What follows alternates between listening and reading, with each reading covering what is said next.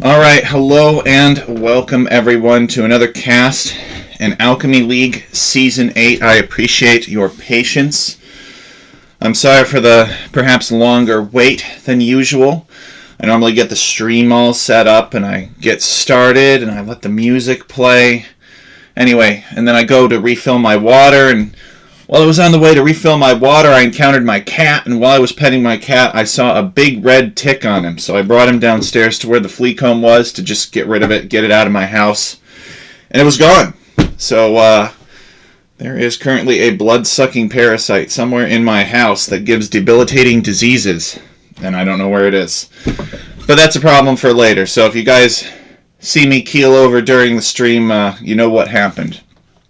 So we got another 2 sets today for Alchemy League. One of those sets has 3 games in it, though. So we're going to be showing, let's see, we're going to be showing Caesar versus, my cheat sheet, Jasuni. Aha. Yep, this one right here. So this set, which has 3 games, and then we're going to be showing one from the round wild, actually, Lion versus Plush Werewolf. Let's talk about the players a little bit. Seating summary. So these are from the lower end of our skill spectrum, which is okay. I mean, sometimes in these crazy settings, the lower elo can make more entertaining games anyway. Just because, you know, sometimes there's more tolerance for mistakes. So we got Lion around 1430, he's seated at. Plush Werewolf, upper 1200s. Both of these players are from the United States. I've known them for a long time. They were originally part of the Viordarks clan, back when that's what this server was. Alright, Caesar is at 1160. He is from Spain. And Jasuni is at 1045. And he is from the United States.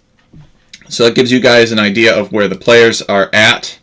And we got some other statistics here which people don't normally care about as much. Now I will bring you the map draft from Caesar versus Jasuni. So the way that Alchemy League map drafts work is they pick the map of the round, the featured map, and then they take turns discarding maps. And then when they are all out of discards, the admin will randomly choose a map from what remains. And so because it's round one map is Oasis.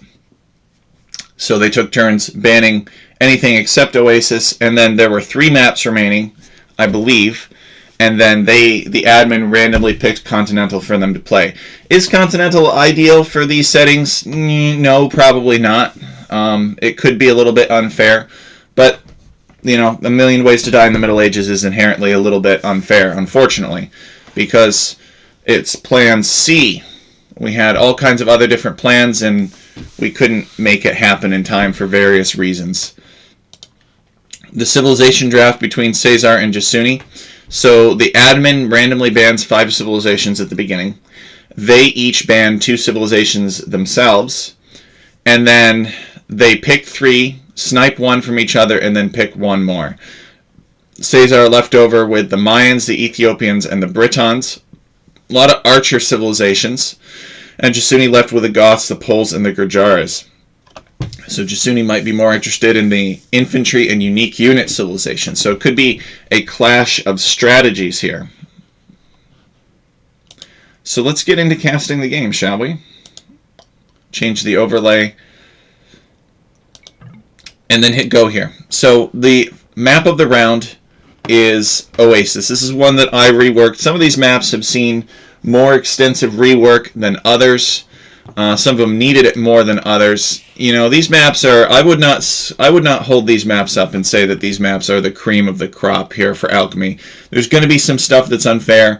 We took these maps from a decipherable Age of Conquerors maps originals, and we basically just added in the features. And the main features that you need to know about are this. You've got this fortified tower that you start with.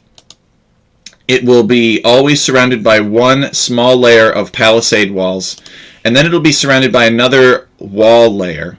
And the type of wall that is there is random. Sometimes it's a palisade, sometimes it's a fortified palisade, sometimes it's a stone wall. And then around that stone wall you will have a barracks and a house.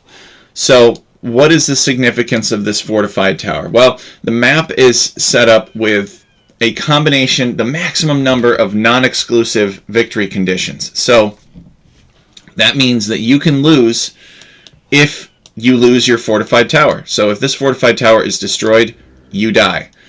If you lose your town center, you die, because it's sudden death. You've seen some kings running around. Where is he? See this king right here?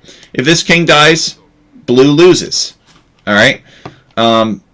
If you control this monument, now this is Oasis, so it's probably, you know, not likely. Ooh, this is a pretty good looking pocket here that Caesar has found to protect his wood line.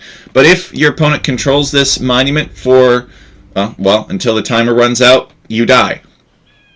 And of course it's standard victory conditions, so you can collect all the relics to win. You can build a wonder. If it ever, I don't think it'll ever get to that, but if it does, you can build one and win that way. Or you could just win from just destroying everything that your opponent has except their town center and then just making them resign through a conquest.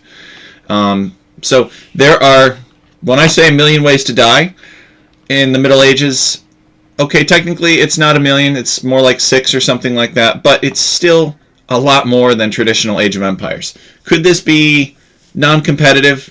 Could Age of Empires be not designed to support this? Yeah, probably. I mean, that's probably the case. But let's try it. This is our last, that's the way that I felt. I was like, all right, well, you know, this is our last season of the league in a quarterly format where we have 8 rounds instead of 11.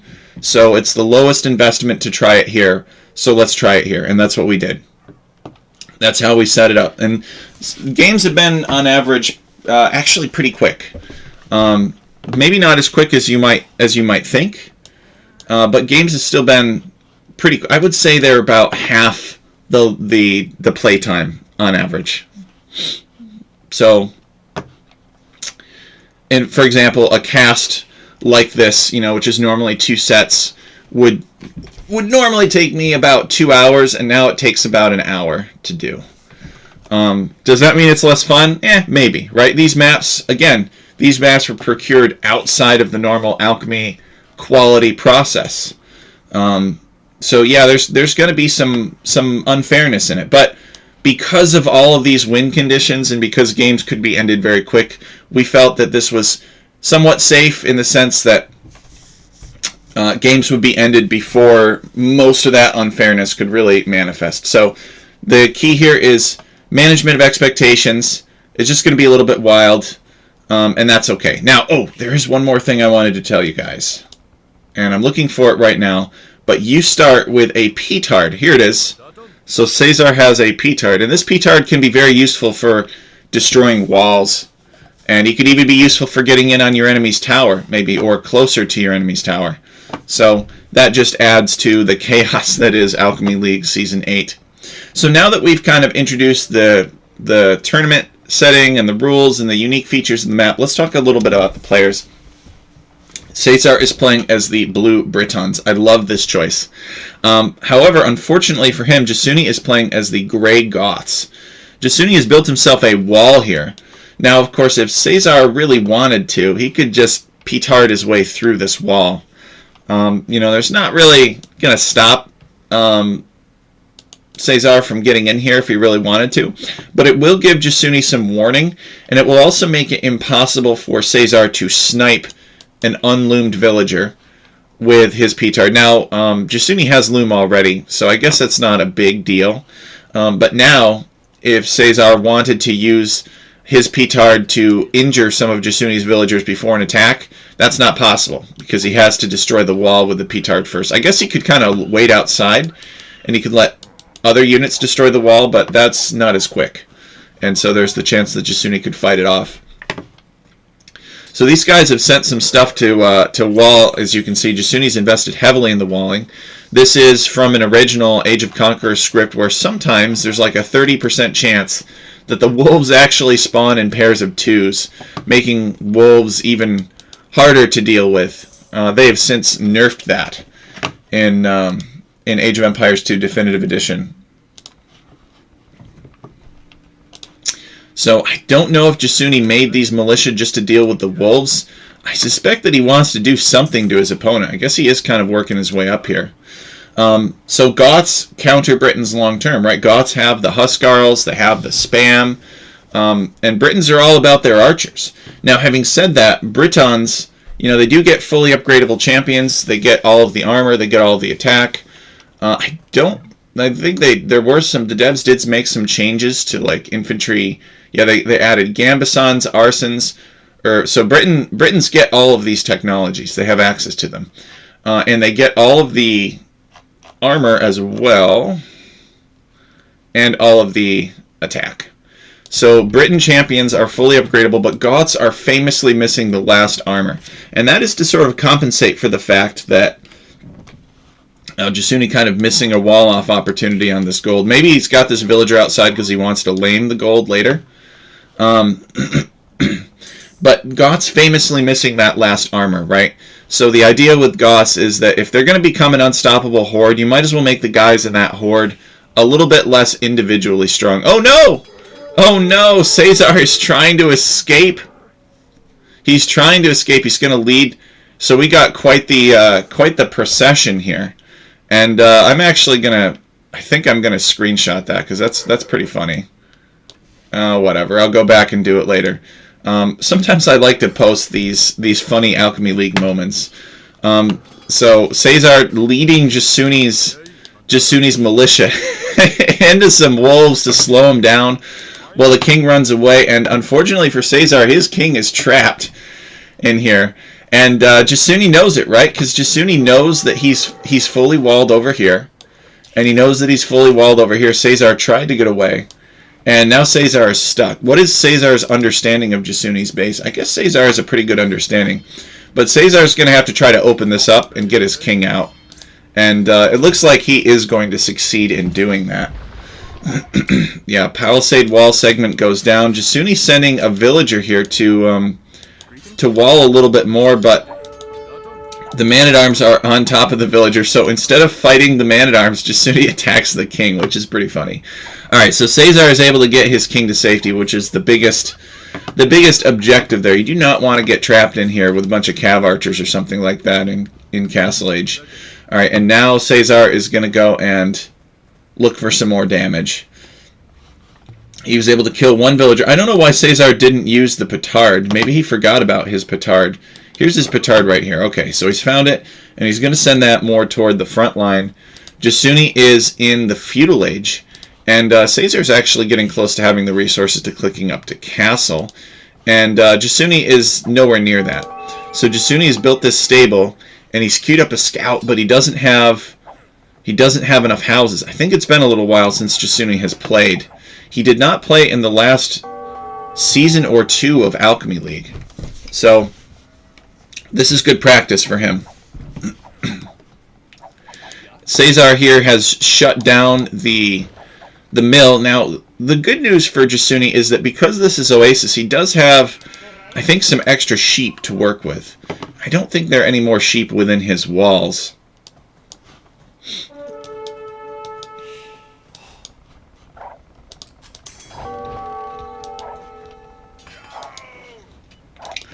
Caesar making an unfortunate misstep into Jasuni's town center, takes some extra damage there. And, what is this? Jasuni's got some Gothic militia fighting off these archers. But he needs, whenever you have an opponent like break through one side like this and then start to move around your base, what you generally need to do is you need to build a second set of walls like on the opposite side to where they're going, because they can't be everywhere. And if they split up their army, then there's a better chance that they could be conquered, right? Divide and conquer. It doesn't actually mean that you divide your forces and then conquer the enemy. It means that you pick fights in such a way that forces your enemy to divide their forces, and then you can outnumber them individually and destroy them piecemeal. But that's not what's happening here. So, for example, Jasuni, while this army is down here, could send some guys up here and then maybe build a quick wall. He's got the wood for it to the center of the oasis. And where Caesar looked for a lumber camp first is actually quite logical. It makes a lot of sense. Most people would build their lumber camp right up against this really big wood line. Jasuni defying expectations, perhaps, by building it down here. But he wasn't really able to take advantage of that decision. So he's chopping the straggler for now, and he's building an archery range. The archery range could help him make skirmishers, but he's got a pretty scary big ball of archers in his base. And he's got his king safed in his town center. Now these archers actually have 30 health, so potentially Jasuni could get himself out of this situation if he made some skirmishers, and he weakened a bunch of different archers, and then he was able to get the petard in on the ball of archers and kill them that way. But this is absolutely what the Britons need to do to the Goths, right? The Britons do not really want to be in a situation where they're fighting the flood of Huscarls. So Jasuni going to come down here and shank out this archer. The problem is that these archers will come back, and then he'll be kind of outnumbered. Man-at-arms here. Jasuni going to send 3 sacrificial villagers and maybe build a tower here or something to keep the villagers safe. He's going to run the villagers to safety. He knows about this pocket here, and so he might be able to build a house here and a house here. And if we take a look from Caesar's perspective, Caesar knows that there were more villagers than that. He's kind of coming up here because he suspects, maybe. No, he's just going to camp the berries. Caesar is in the castle age now, which is bad news for Jasuni. These villagers are actually going to escape. They're probably going to come up here, maybe, and build a lumber camp and a mining camp, maybe. And so Jasuni will have access to wood and gold in this way. But he still needs to build another wall, I think. Caesar with 1,300 wood. So he's not really spending it all. He's, what's this? Jasuni's got a petard here. He's going out. Now that would be really awesome if this king were injured enough that the petard could kill it. But unfortunately that's not going to happen. Caesar sending a forward villager, presumably to build a siege workshop or two. Jasuni fighting this petard. But Jasuni could technically win by killing this king.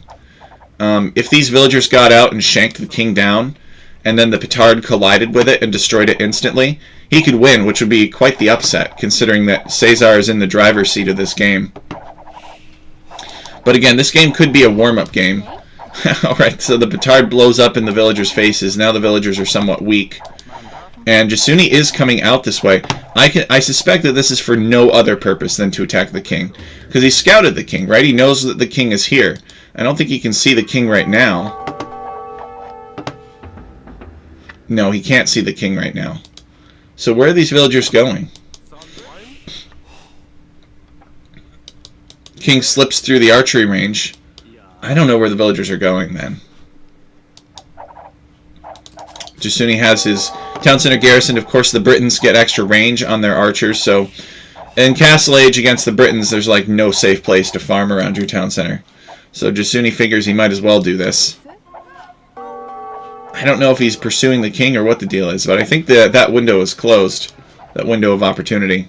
He has no food, and Caesar's going to bring his king to safety. Where are those villagers going? Don't know. Alright, so Caesar has made a ram. Remember that if Jasuni loses his town center, he loses the game. So all that Caesar has to do is just ram down this town center. And if we go to Caesar's point of view, I sure hope he's making another ram. He is, but he's housed. Okay, and he's got a second ram that just came out that housed him.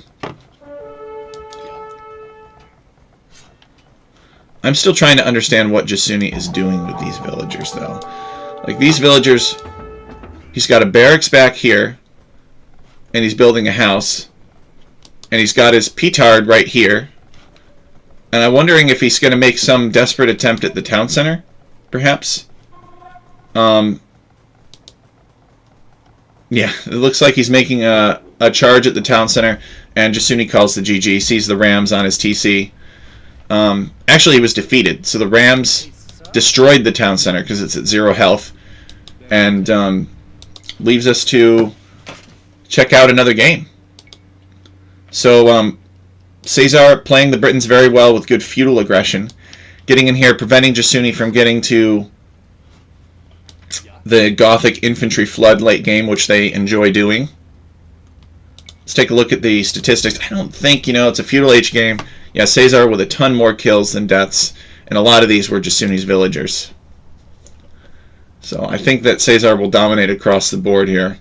Villager high of 40 compared to 26. But Jasuni maybe had a window where he could have walled in the king. I guess he kind of did wall in the king initially.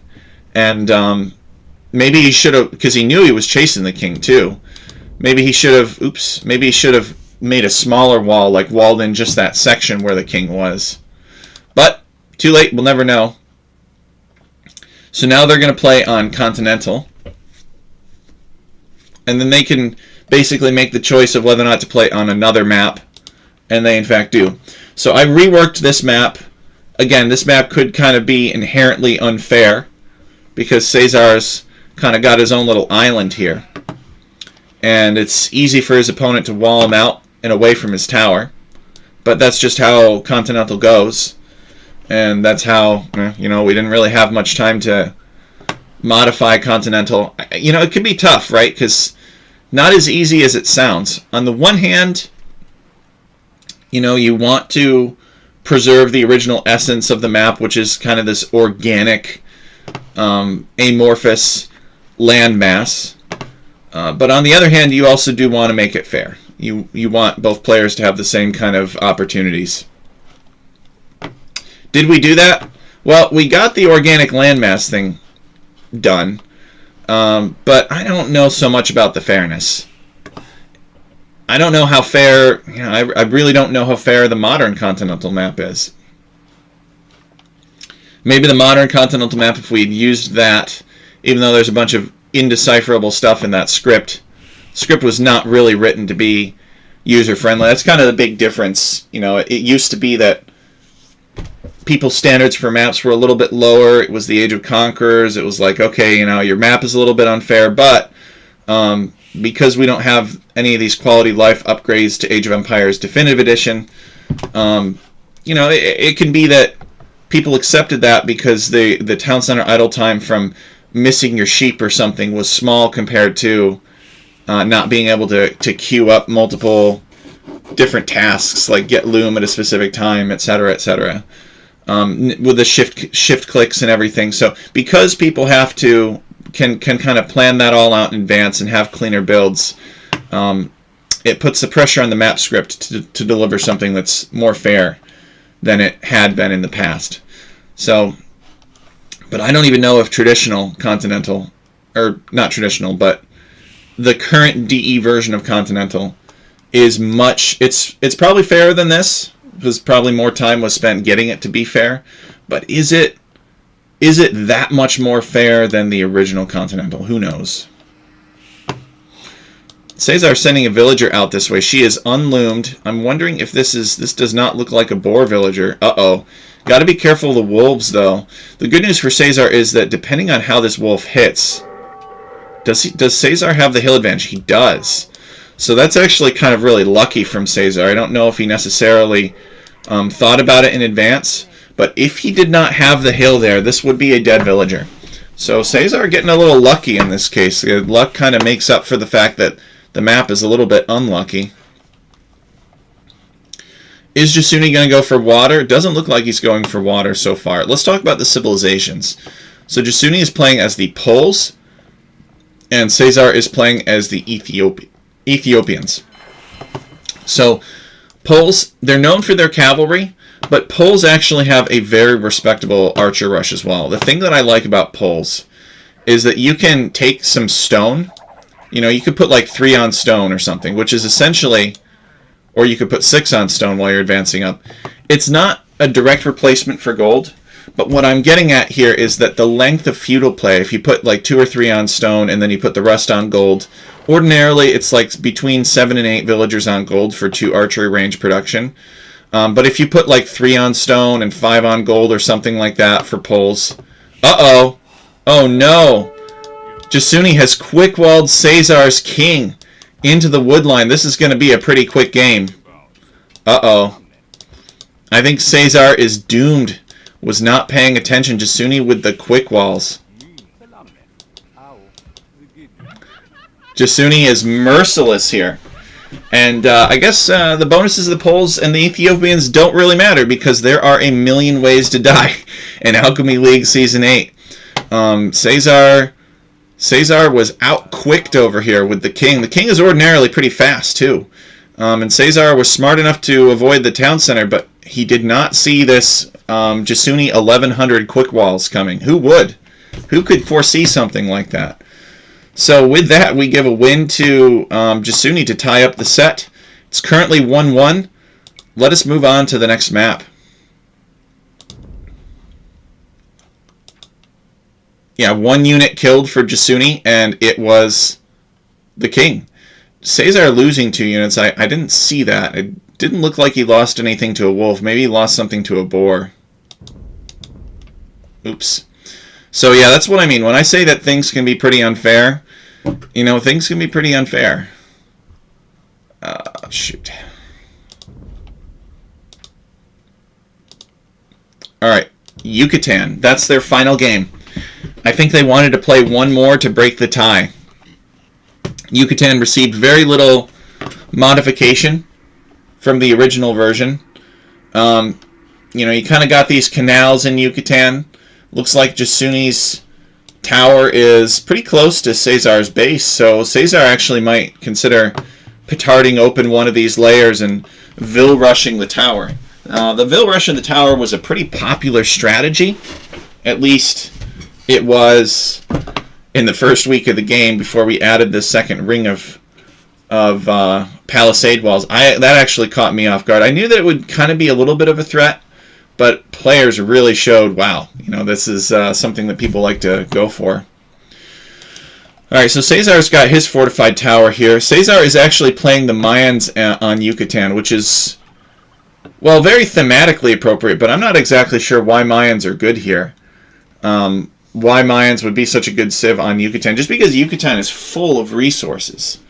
But you could argue the Mayans could be good, right? I mean, they got cheaper walls. Their walls are half price, and Caesar could perhaps more easily wall off the different sections to the canal here. He's just got to be careful because he could wall out his tower, and he probably doesn't want to do that. But Yucatan is generally an easy map to wall anyway. It's got big forests as well, and of course it has its canal with crossing points, or just I don't want to say shallow crossing, but sometimes the Yucatan Canal isn't continuous. You got random strips of land between them. So that's anybody's guess. Oh, there's a little pond here, but no fish in it, unfortunately. So Jasuni is playing as the Gray Gurjaras. Yucatan with a lot of extra food. So Jasuni maybe taking advantage of the extra turkeys on this map, and he's garrisoning them in his mill. So if we go and look, this mill should be pretty well populated with turkeys. Yeah, it's got 10 turkeys in it, and that'll provide a nice little food trickle for Jasuni. You can kind of see it come in up here. Maybe Jasuni's plan with the Gurjaras is to go those Shriramsha riders, because they're very good against archers, which is what Mayans like to make. Mayans could be interested in making eagles instead. I think eagles could be pretty powerful in these settings. You just can't really boom much, so you have to be careful that you don't get too far behind in military production, because eagles are slow to create. So Caesar being a little bit more careful with his king scout this time. We'll check the fog of war. Yeah, Caesar has scouted out his own base thoroughly first. And he's got a petard too, which I think he should send the petard to scout, honestly. If the petard last game were close enough to Caesar's king, there is the chance that maybe that petard could have busted the foundation and gotten the king out, or even a completed house and gotten the king out. I don't know if it can destroy the house, but I know it could have destroyed a foundation. So he's coming back in here and checking out some of these bonus resources. The king is a good scout. He's fast, he's got decent line of sight, and he's got good health. So you can use him, you just got to be careful. And you tend to get extra boars on this map too. So it's good for food. Good food income means you can make scouts. People say that scouts aren't really very good under these settings, and I think that could be true. You know, you don't really see the scouts. With the scouts, eco is good, but you can't really use it as much, I feel. I guess you could go like two stable heavy scouts, and you could transition into 4 stable or 3 stable knights or something like that in Castle Age. But most of the time that you see these 1TC plays, it's because of archers. Because archers don't require food, and food is what is needed to get up to the next stage. I mean, they require gold, and you still need gold to get up to the next stage, but I think the food is kind of harder early game. The gold is harder late game. That's how Age of Empires is designed. We got ourselves a nice Viking monument here. It's, what is this, the Stag Church or something like that. Caesar taking in another boar. I think this is going to be his 3rd boar, and he knows of a 4th boar right here. So Caesar really taking advantage of the extra food resources as he clicks up to the next stage. He's got all the buildings. He starts off with a barracks, and if he builds a couple more barracks, you know, he might be able to mass a sufficient quantity of eagles to do quite a bit of damage.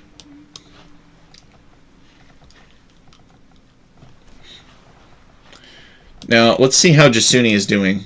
Jasuni is clicking up to the next stage yet. Jasuni is on his way up to the next stage. I should probably click these flags, huh? There we go.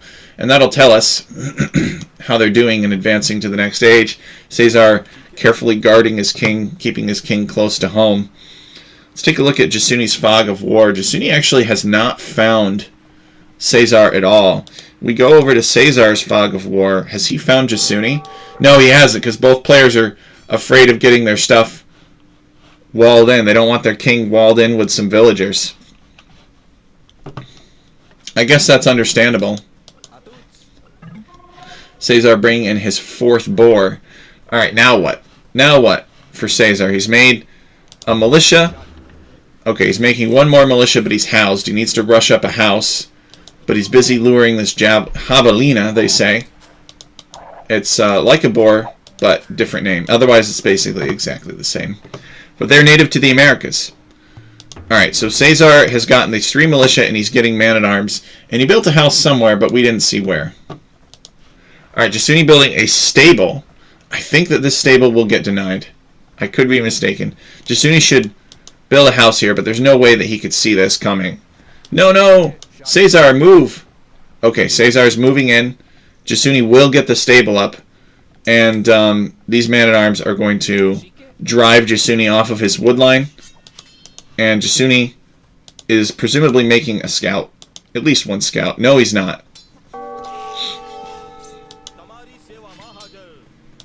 Loads up the town center and fires a volley of arrows. Kills an injured man-at-arms. Now the man-at-arms go back. Jasuni recognizing this would be a great place to house wall. But I think Caesar is going to camp that, and he's not going to let Jasuni wall up here. Yeah, he's going to attack the stable. So Jasuni has built a stable, but he's not making anything from it. He's getting wheelbarrow now, and he was taken off of his wood line, so he's chopping his stragglers.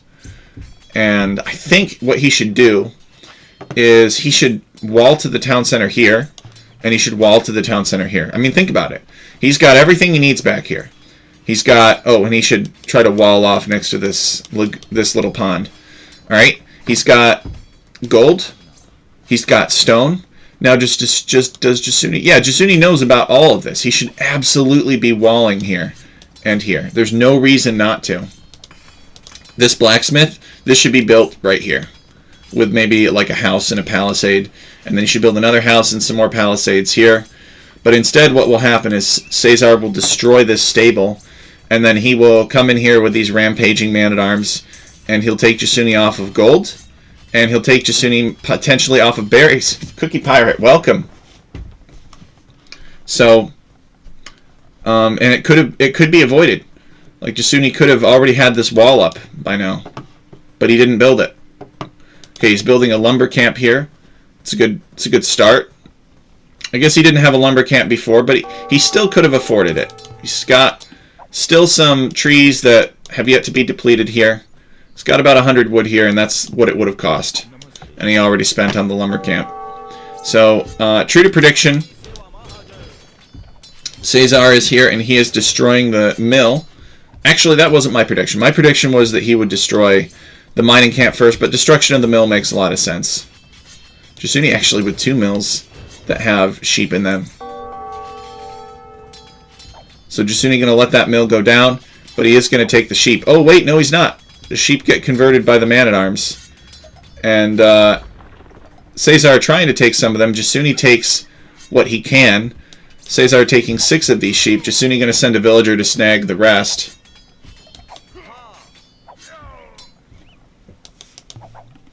And I think Jasuni is going to recover all of these sheep. So he'll at least have food income. Ah, okay. Jasuni is researching the Castle Age. It's the Gurjaras. The town center is able to destroy 1 man-at-arms, but Caesar has made more. And Caesar is making some Mayan archers as well. So these are palisade walls. So actually, really, Caesar, you know, he's got enough to really threaten this tower here. So even if Jasuni walls him out, Caesar could still come up here and potentially threaten the tower. But I say it's still worth it, right? Still worth it. So Caesar keeping on that man-at-arms into archers playbook that worked well for him the first game. Again, Jasuni, come on, man. Just wall this off. Just wall this off. Build some stone walls here. Stone walls are fantastic. Alright, but instead these man-at-arms are going to curl around and then they're going to probably pick a fight with this lumber camp. And it's not going to go well for Jasuni. So he's got the archers curving around. He's got the man-at-arms coming from the other side. And Jasuni, yeah, Jasuni to his credit knows that he can't fight this, so he pulls the villagers back. I'm wondering what Jasuni is waiting for, though. He's got... Oh, I see now. I see now. This is what Jasuni has been doing. Jasuni is going to send the petard. He's going to send the armored elephants. And Jasuni is going to go for Caesar's tower. That is an unfortunate misclick, though. I think the petard meant to click the wall to let the elephants in. And now the elephants are going to work on the tower. And Caesar does not realize it. Caesar is over here ransacking Jasuni's town. Jasuni is playing for the objectives. Caesar has not even deployed villagers to defend the tower. Jasuni fooled us all, you guys. He fooled me. Well, he fooled Caesar. He fooled Caesar for more than he fooled me. Like, I at least noticed the siege workshop. I'm sorry. I have to go back and I have to check to see. That was amazing.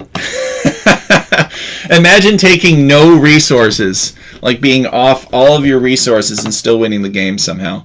So we're going to go back to Jasuni's point of view, and we're going to restart this playback from the beginning, and we're going to fast forward, and we're going to see, you know, what did Caesar know and when did he know it. So this is Caesar's point of view. This is Jasuni here.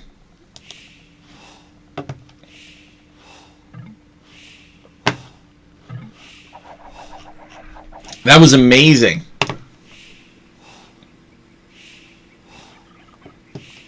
I'm really glad I casted this set.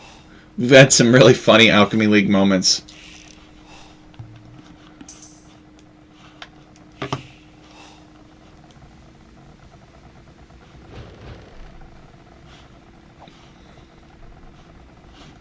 Alright, so Jasuni having a normal feudal age. Maybe that was kind of Jasuni's plan, you know, don't wall this off, let my opponent get very distracted thinking that he's got this in the bag. And I sneak out here and I build a siege workshop. Jasuni's close to the food.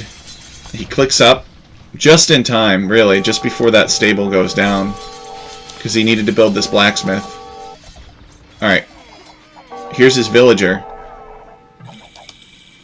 And the villager's building the siege workshop. And the petard is here. And Caesar is loitering around here. And he's about to make I think another aggressive move into Jasuni's base. So let's take a look at Caesar's point of view. Yep. He can't see it. Caesar cannot see this at all. Now he might see it if he builds this house. But I don't think so because he doesn't have town watch. All right, so if he's paying attention, he could potentially see that there and see the villager. But no, the house does not reveal the siege workshop. Oh my goodness. That's amazing.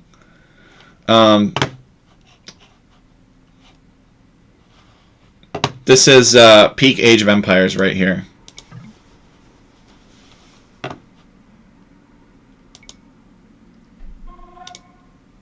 So the fog of war for Caesar. Caesar's like all throughout Jasuni's base. And then here come the elephants, right? So Caesar just destroys, or not destroys, he even just damages this house. And is he sending his man-at-arms back now to deal with it?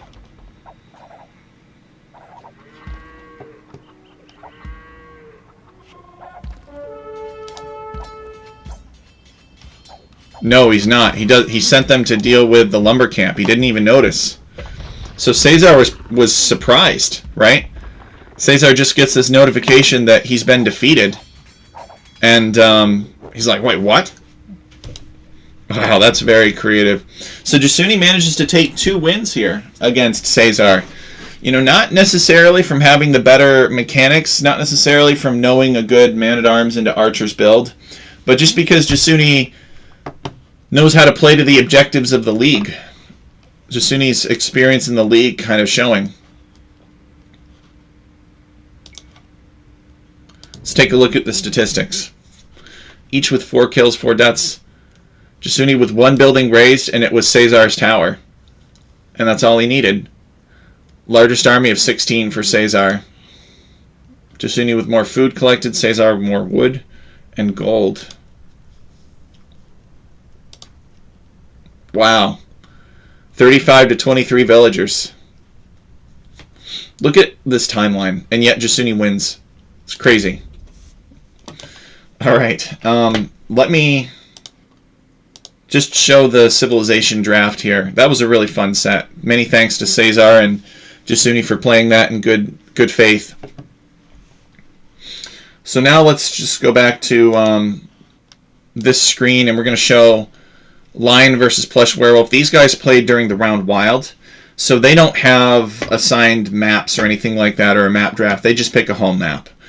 And we're going to see Huns, Spanish, or Mongols from Lion, and we're going to see Burgundians, Dravidians, and Italians from Plush Werewolf. Alright, so having established that, Game 1 is on Arena, and Game 2 is on River. So those are the maps that they base their civilization picks off of. Alright.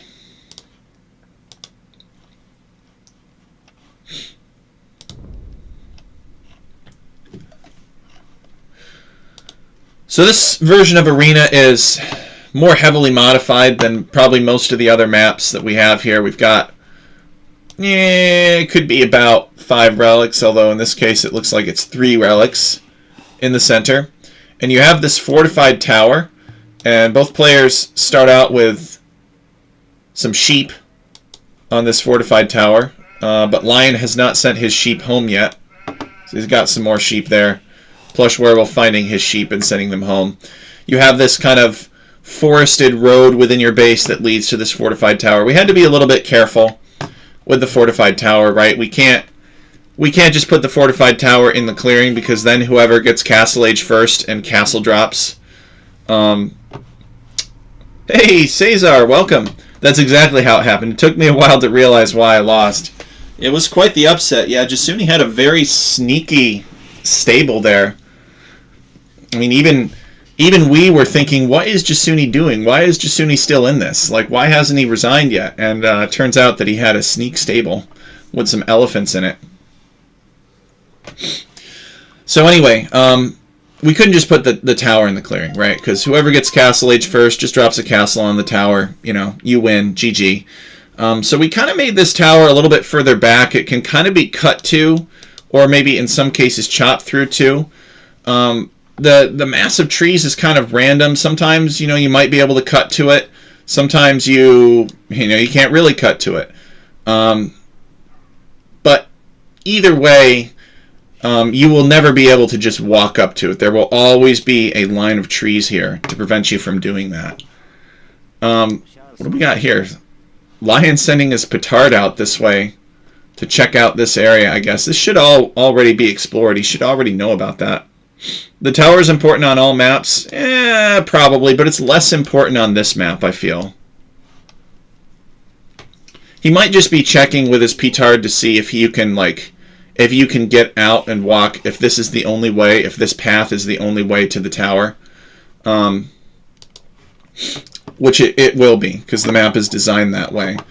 Again, old school arena, right? Kind of pretty unfair. Somebody castle drops this location and they kind of shut down all of your gold, right? So it can be pretty brutal, but I mean that's what it's about. It's a million ways to die in the Middle Ages.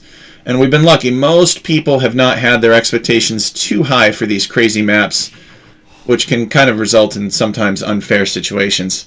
But I will be ready to move on to like more balanced and polished maps that are procured within the alchemy quality process. Like I am looking forward to getting back to that. It was fun to kind of do something a little bit wacky for a season, but you know, we definitely want to hold up the best maps that Age of Empires has to offer, and with this season we can't really make that claim. But we can make that claim for subsequent seasons, and we can make that claim for previous seasons. But this season is just, let's screw around a little bit for the last time that a season consists of 8 rounds instead of 11. So Plush Werewolf is the Burgundians and Lion is the Huns. Let's talk about the choice of civilizations here. I've heard a lot of people really like Burgundians on these maps because they get those eco bonuses sooner, they have a really good economy, and getting them doesn't really slow down your boom because you can't boom. So if you play as Burgundians, you can take advantage of those eco bonuses without sort of paying that penalty of a later boom, if that makes sense. Lion is playing as the Huns. I don't think I need to give the Huns any introduction. They are a pretty wild civilization. They have very compelling cavalry. They have very compelling cavalry archers. And Lion is probably just looking at this from the perspective of, all right, you know, I'm going to go Huns. I'm going to go fast castle. I might drop a castle, go Tarkans. I might go cavalry archers, and I'm just going to exert the maximum Hunnic pressure on my opponent. The Alaska maps are going to be incredible. I hope so. I hope so. It was really encouraging that Biscuits reached out. Oh no, Lion, don't do this. Okay, he didn't do it. I don't think the petard can destroy the stone wall in a single explosion. I think you need more here than that. Now, maybe it like weakens it a lot and then you have some villagers to destroy it. But just using it now would be a waste because then Plush Werewolf would just repair it. Or build a house behind it or something. So it wouldn't accomplish any objectives. But yes, it was encouraging that Biscuits is signed up to make an Alaska map. Part of me says that he'll be the only one, but at least we'll get Anak Tuvik Pass added, so that'll be good. So Lion controls the Monument. We've seen players win with Monument before. I don't know if we have that much diversity, you know, in terms of like, it's a lot of tower destruction. I think that people generally win by destroying towers, but on this map it could be the Monument, or it could be the relics, or it could be the town center. You don't know, because it can be pretty hard to get to this tower. I think he will. I think he will do a good job with it. I removed the .m file and the .rms file from your workshop branch and put it in his workshop branch. So he has that as a starting point. He can kind of tinker with it and set it up how he wants. I don't know if he's planning on doing Nomad or what his plan is. But it'd be interesting to see how he executes the details of it. But yes, that quality process, very important. Very, very important. Without it, you got all kinds of people complaining about the maps.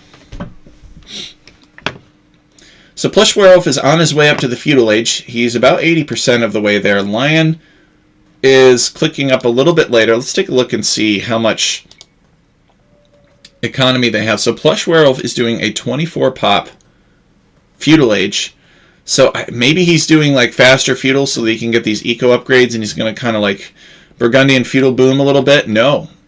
Plush Werewolf is putting down a market and a blacksmith. I think Plush Werewolf is doing a 24 pop FC. Yeah, he doesn't quite have the food, though. Maybe he'll get it. He's got a little bit of time. And Lion doing a more traditional 27 pop FC. It makes sense, right? 24 versus 27 pop FCs. 24 pop FC is more of an economic FC, or an FC that you're making monks or something. You're doing something that's like, because you don't really have the resources when you go up that quickly. If somebody waits until 27 pop for fast castle, you generally see, yeah, you're generally going to see this, a mining camp on their stone. Lion is planning for a castle. So you're going to see more traditional unique unit castle age pressure. So their uptimes are really telling for what they're going to be doing later. Oh, excellent. Yeah, Biscuits, he's very proactive with these sorts of things. Biscuits understands what we're trying to do. He's played in the league. He likes it. He's invested in it. So it's really good. It's really great to have him around. All right, so we got a blacksmith and a market up for Lion. Lion going to be clicking up pretty soon. He's going to have more resources to work with, but he's going to get up to the castle age a little bit later than Plush Werewolf. Now, I believe that this was Plush Werewolf's home map. I believe that Plush Werewolf chose this map.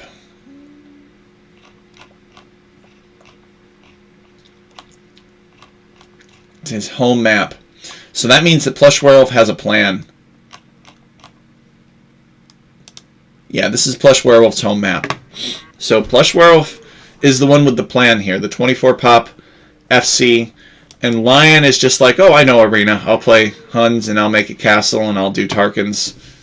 Huns, you know, and Plush Werewolf is the lower elo player here. Lion is the more formidable player between these two. So Plush Werewolf, we'll see if Plush Werewolf can win with a plan.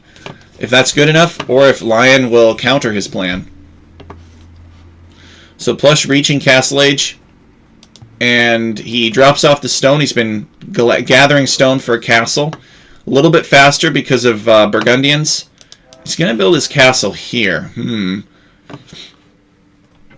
I wonder if he's just going to contest the monument with this castle. Not exactly sure what the plan with the castle is. But it helps him secure this gold, I suppose. He recognizes that this is kind of a vulnerable area. He does not want Lion building a castle here. And so it's a pretty conservative castle, I think. And now he's going to build a monastery. So he's going to go castle with unique unit and then some monks to back them up. Lion making a siege workshop. And Lion should have the stone for a castle. Oh, he's close. Doesn't quite have the stone for a castle, but he is also sending villagers forward to build this castle.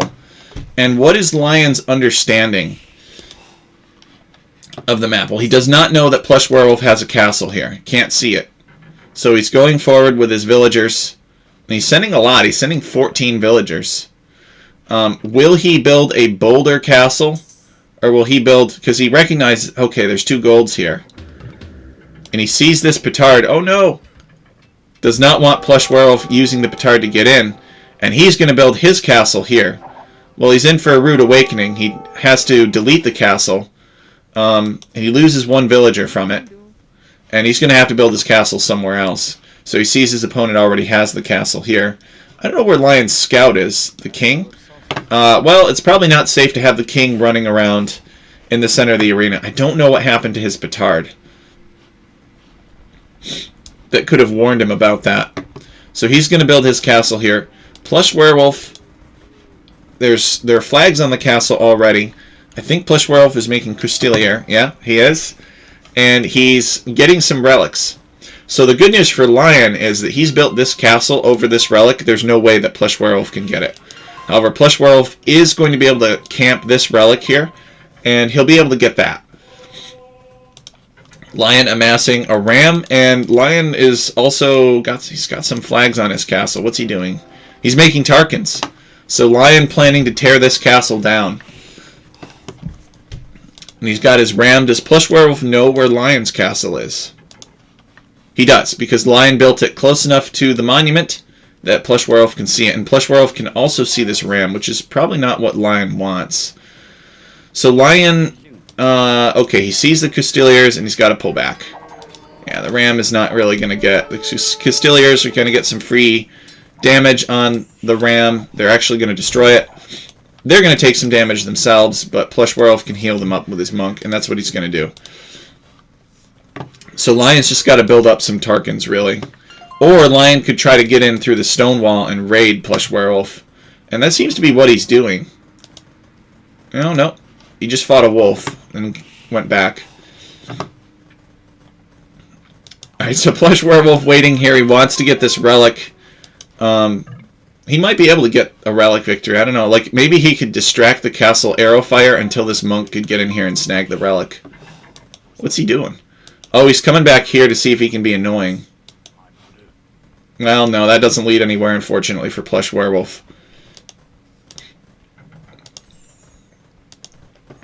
Lion building another Tarkan. And he's going to build a second... Looks like he's building a second wall behind this castle. Maybe he feels that Plush Werewolf is going to try to make some petards and bust in. And then ambush his castle. Not sure.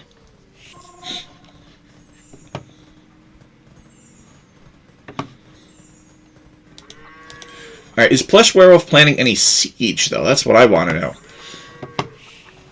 I don't see a siege workshop, but I see a university. So the university, don't know why that university is there. Because the castle is all that you need, right? In terms of buildings to click up to the next stage, you just need a castle. So I don't know why he would build a university unless to get architecture or something. You know, not architecture, not this age, but masonry or ballistics or something. And, okay, so here's Lion's petard. And this Tarkan running away from these Castiliers, okay. So Lion has... Oh, it's not the petard, it's a petard. Lion is making petards. He's going to damage the castle with the petards. Unfortunately for him, Plush can see what he's doing. Dives for the monks. The monks are going to get some conversions. But I think he is going to manage to kill them. Nope, one monk survives. Lion holds the monument, though. If Plush isn't careful, Lion could win with a monument victory. And Lion building a second set of wall back here. And I think he's going to continue it over this way. The nice thing about this wall is that it's out of vision of his main wall. So if Plush decides to be a genius and bust through this wall with petards, he's going to be met with another wall he didn't know about. So the surprise strategy isn't going to work. A little bit paranoid of Lion. Let's see what Lion is planning for military. He's getting wheelbarrow. I say whoever gets to imp first here kind of wins. But neither player really is going imp. I guess it makes sense. In this tournament, most people don't go imp. Imperial Age is but a figment of a distant memory. From a time when Age of Empires was more fun or more varied. What? Lion blows up the petards after the monks go to convert them. That's pretty funny. I doubt that Lion got heresy, so I think Lion blew those petards up himself. He's kind of debating what he wants to do. Building a wall behind this. Yeah, I don't know.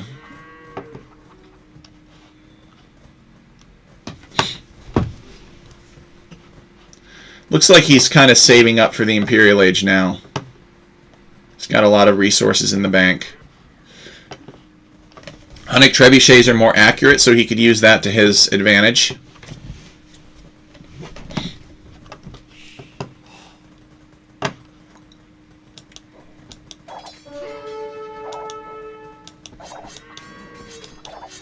Plush Werewolf picking a fight here, getting a surround on these Tarkans. And also getting control of the monument. Not that it really matters, because Lion can just take it back. But Lion would have to make some units for that. And yes, Lion's imp, and he clicks up to Imperial Age. And Plush Werewolf is getting redemption, interestingly enough. I think Plush is kind of thinking that there's going to be a ram push or something coming. Or maybe he plans to run underneath this castle and convert trebuchets, but that seems unlikely.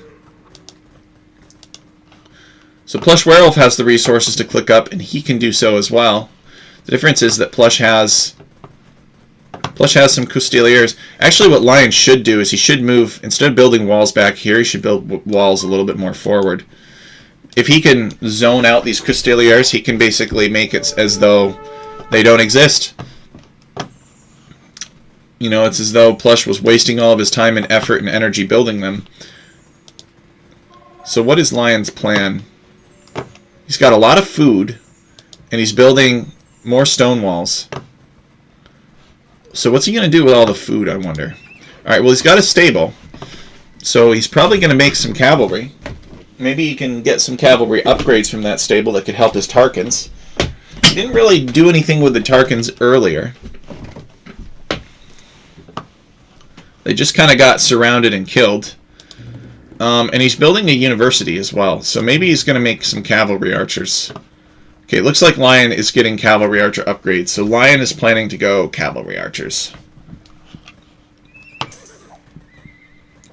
He's just got to reset this wonder, you know, and keep resetting it so that he doesn't get timed out.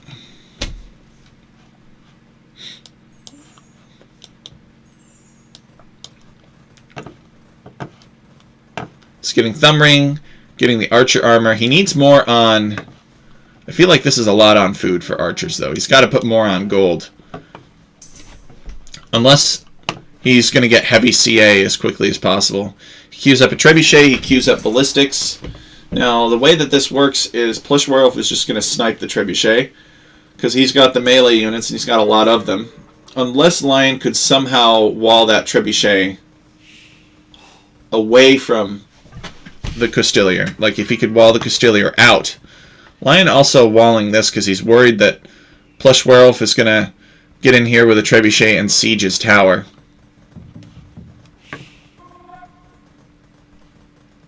Yeah, so the trebuchet is on unwallable terrain. And here comes Plush Werewolf. I guess in a way the trebuchet forces Plush Werewolf to sacrifice some time and energy. He lost one Custelier, but I would say that that was a favorable trade for Plush Werewolf. So Lion just going to get conscription instead, realizing that this castle is probably not going to live very long. Plush Werewolf has completed a trebuchet. He's sending it in this direction, but he might be sending it for Lion's tower.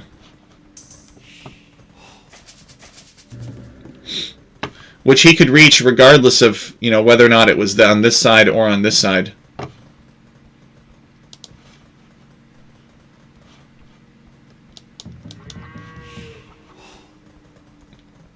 Oh, this is Plush Werewolf walling this in. My bad. Lion isn't walling this. Plush is walling this. Well, he's got access to Lion's tower then.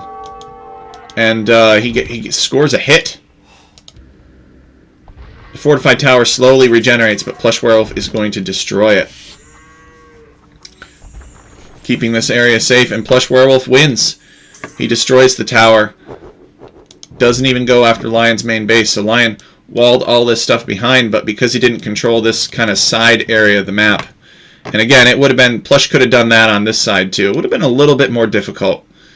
But he could have, if Lion's tower were over here, he could have destroyed it as well. So Plush Werewolf with the first win on his home map, and that leaves Lion with his home map of rivers. Statistics, Plush with a much more favorable kill to death. You know, he came into this with a plan. Lion just had kind of a generic Huns pick. I think Lion may have had a plan, but I don't know if Huns are the best for these settings. They're kind of a one-trick pony on Arena, you know the Huns are going to go Tarkans and break in. If you're prepared for that, you can kind of stop it. Alright, game 2. Time for Lion to try and get revenge.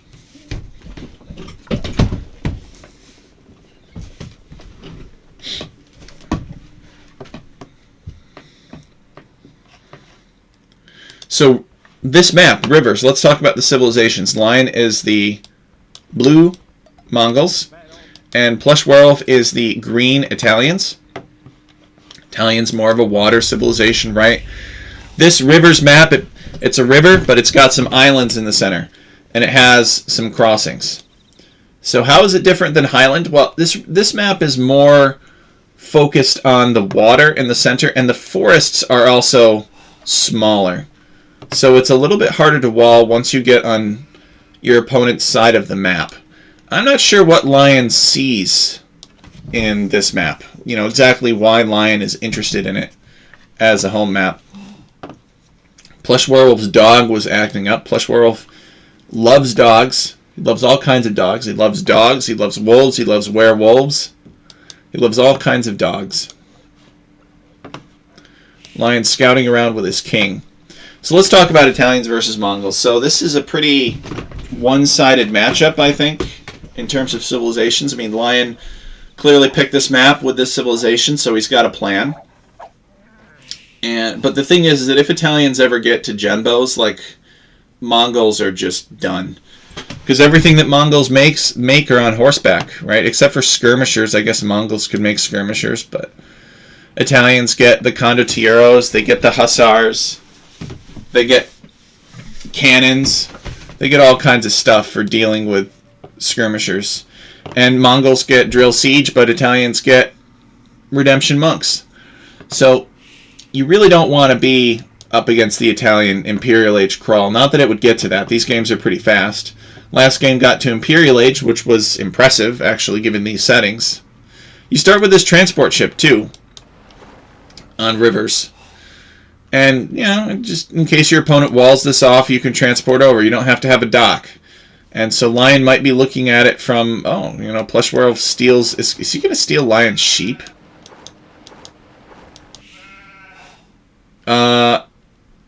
I guess. Maybe? He's sending it home the long way. He does not load the sheep in the transport ship. Lion's sending another one out here. Lion sheep scouting. But Plush Werewolf prefers to send this along the coast. For whatever reason. The sheep does not ride on the transport ship. And Lion's Fog of War. He's looking for Plush Werewolf.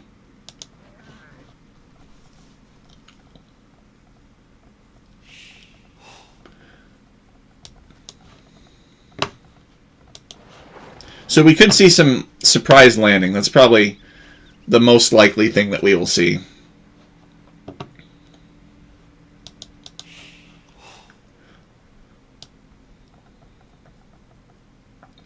A boar over here for Lion. So, but if Mongols could go, you know, like fast scouts or something like that, let's see what Plush Werewolf has on his wood. So he's kind of got a wood build here. We'll check out Lion's lumber camp. Lion pushing in deer with his king. You can push in deer with your petard, but you got to be careful. You could accidentally blow up your deer. I've seen it happen. So both these players have a sufficient number of villagers on wood such that we know that they are going to dock. Basically, that's what I'm getting at here. And indeed, Lion has built a dock, and Plush Werewolf has built a dock as well. So they're going to dock. They're going to contest water. And Lion is going to take this boar. So this gold, luckily for Plush Werewolf, is out of range of galleys. At least feudal and probably Castle Age galleys here. He has not gone out to gold yet, which, why would he, right? And this stone, I think, is the same. So these resources seem to be relatively far removed from the river. Traditional rivers has got, it's not exactly like this. You could have like a free area in the back to fish boom out of. So the maps are improved. But, you know, it was 12 maps. There was a lot about them to change. It took the original, you know, Age of Conquerors classics and just gave them the bare minimum modifications. We don't really see rivers very much, though. You know, and probably for that reason. It's not the most fair vanilla map. This could be turned into something promising.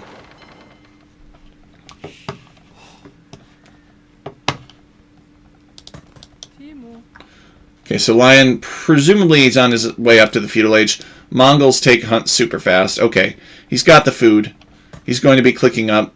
He just built this mining camp. He clicks up. He goes heavily onto gold. And he's probably going to make a lot of fire ships. As Mongols. Actually, Plush clicked a little bit before him. For Plush, the feudal age is cheaper. So, Lion is at 27 pop. And Plush Werewolf, what's his population? 30. So Plush Werewolf has 4 fishing ships, and Lion has 3 fishing ships. So Lion going up maybe with a little bit less fishing ship economy, more villager economy. Clicked up a little bit later. Not a ton later, though. Plush Werewolf with net 3 villagers over Lion. So yeah, that's how it looks. Lion has built another barracks. So he has a barracks over here, but he built another one. I'm not sure why. Maybe Lion is preparing, or will be preparing, some kind of infantry push. Surprise Plush Werewolf. Plush Werewolf creating infantry from his barracks around the tower. This fortified tower, 1178 HP. That's about average. The tower can have a random amount of health. That's why I mention it. Lion building a stable. And Plush Werewolf getting the Man-at-Arms upgrade. So Plush Werewolf kind of doing a standard Italian Man-at-Arms into probably fire ships. I mean, these guys know, they should know that the other, they should each know that the other is on water. Yeah, Plush Werewolf knows that Lion has a dock here. And Lion should know, yeah, he knows now that Plush Werewolf is docked. You can assume that your opponent's going to dock on a map like this. There's a lot of water resource. Ooh. Alright, Plush is going to be sneaky. And I guess he made another Man-at-Arms. And he's actually made 2. So he's going to load up this transport. All 5 places, all 5 rooms in this transport ship are going to be occupied by 1 Man-at-Arms. I don't know why he couldn't just walk over here. Maybe he assumed that Lion had walled it off. Yeah, I mean, he has some exploration here, but I don't know how recent it is. So, Plush Werewolf is instead going to come down this way. Oh, no, wait. He has 20 garrison capacity? Wait, what? In this transport ship? I thought it only had 5. Maybe the devs changed it. So he's loaded up 5 Man-at-Arms and a P-Tard. So maybe the devs made some modification that you no longer have to upgrade your transport's garrison capacity. So Lion should see this. He should see the Petard coming in. He's sending Scout. The Petard busts his way in through the stone walls. And Plush Werewolf going to wall this off because he knows that there are scouts in his base. But Lion can garrison the scouts to move them around. The Man-at-Arms attack the corner. And the tower is actually pretty handy. It's powerful. It's got a lot of attack. But you do not start with murder holes. And these Man-at-Arms, no, the Man-at-Arms are prioritizing the palisades. They're not prioritizing the tower itself. Now, the good news for Plush Werewolf is that they're all within minimum range of the tower. Wait, what is he doing? Alright, yeah, it's got a weird hitbox. It can sometimes be hard to click the fortified tower. Plush Werewolf sending more Man-at-Arms here. Lion's fire galley killing one of them. So Plush retasking his men to fight the fire galley. And Lion should be all over this. Like, he should not let Plush destroy his tower. But Lion is also in the process of scout rushing Plush Werewolf, kind of successfully. I think he managed to kill a villager or 2. He's certainly ahead in villagers now. He's destroyed Plush Werewolf's fishing ships. But Lion needs to be careful because Plush is working on this tower. These Man-at-Arms, though, are misclicked. They should be here. Yeah, they should be attacking the palisade, weakening the tower. Plush sending a spearman there, so that if Lion does counterattack with scouts, they're going to be less effective because this spearman is present. The spearman can't attack the base of the tower, so Plush needs to just kind of wait. Or he needs to work on the palisade, which is what he's doing. Lion has built up a 4th scout. And surely Lion is aware of this. Yeah, he chooses to move in when the tower looks like it is closest to death. And here are the scouts at work. Loses 1. However, he is managing to kill the man-at-arms. Man-at-arms now are focused on the tower, maybe. They're not changing priority. One of the scouts goes down, and this is a very bloody fight. And Plush Werewolf just barely manages to win with a 5 HP man-at-arms. So at that point, Lion could send an archer, or he could send some more villagers out this way. I think he was expecting to win the fight, but the scouts kind of had bad pathing against the infantry. And luckily for him, Plush Werewolf does not have any reinforcements handy. I guess Lion has a couple of reinforcements, but they're on the wrong side of the river. He needs to shank this man-at-arms down or shoot the man-at-arms with his archer and then repair the tower. And I think that's what he'll do. So he manages to kill the man-at-arms and end the threat to his tower. But it was close. It was close. I mean, if that tower could have easily spawned with 300 less HP. And if it did, Lion would be dead now.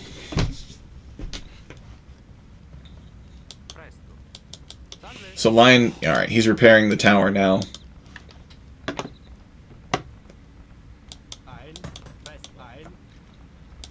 Spearman just passing. Lion going to go to Plush Werewolf's base to see if he can do some damage. Plush is on gold here. This archer has not found it yet, but he will. And Plush working on having the resources to go up to the next stage. He wants to finish this palisade. He's going to sacrifice the villager to do it. Nope. He just finished it mostly. Now Lion has to go around or use the transport. So Lion has repaired the tower. And, okay, he's going to build some stone walls. Should probably have this villager outside of the stone wall, though. I don't understand that. Nothing for the villager to do inside of the stone wall. Except build some houses, I guess. Alright, so Lion sends the transport, and he's going to garrison the archers inside of the transport to get over here. Plush has built an archery range and some skirmishers to drive Lion away.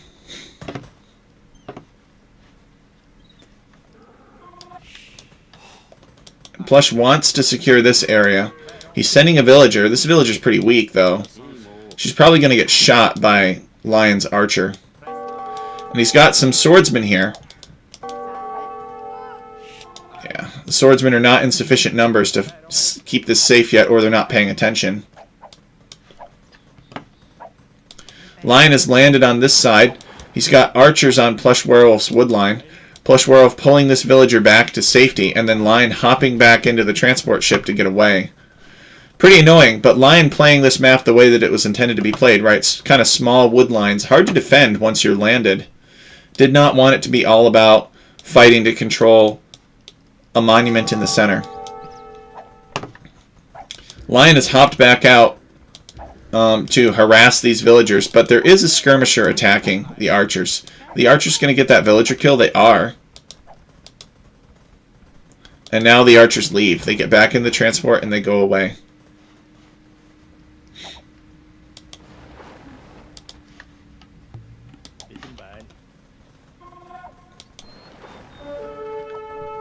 I'm not really sure what he's doing with the transport ship here. He's just sailing in and out of the skirmisher's minimum range, and the skirmisher deals 1 damage to him each time he moves out of it. There's a big fight here. Lion has reached the castle age, and he's sending a bunch of villagers forward in what looks to be a castle drop. Yep. Lion building a castle here. Plush Werewolf, I don't think, can stop it. He's got some swordsmen. And the swordsmen are on the archers. Or they were on the archers. And this castle is going to go up. So that's going to force Plush Werewolf to send a villager to repair. But instead he just calls the GG. He's too far behind. Lion has weakened him and distract him enough with this transport ship. Unfortunately for Plush, his fate was sealed when he charged this tower, but didn't quite destroy it, I think. That left him too far behind. It was a good game, though. It was really back and forth for a while. Let's check the statistics. Lion with 33 kills, 15 deaths. No buildings were lost on either side, just some walls cleared out. Plushworld with a larger army of 26 to Lion's 13. Lion had more food, wood, and gold collected. Plush had more stone collected, actually. Plushworld slightly faster to feudal age, but Lion made it to castle age, and he explored more of the map and had more research at that. Lion with a slightly larger villager high, and the timeline looks like this. Alright guys, so those are all the games that I have to share with you today. I really appreciate those who tuned in. These wacky settings, it's like people either really love them or people hate them. I don't know.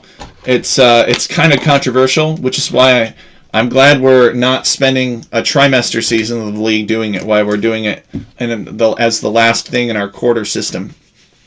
So next season, as you know, will be the Alaska maps. I'm looking forward to seeing that unfurl.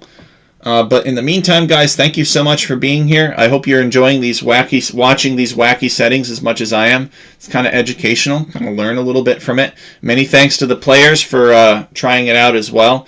And guys, we'll catch you next time. Thank you so much.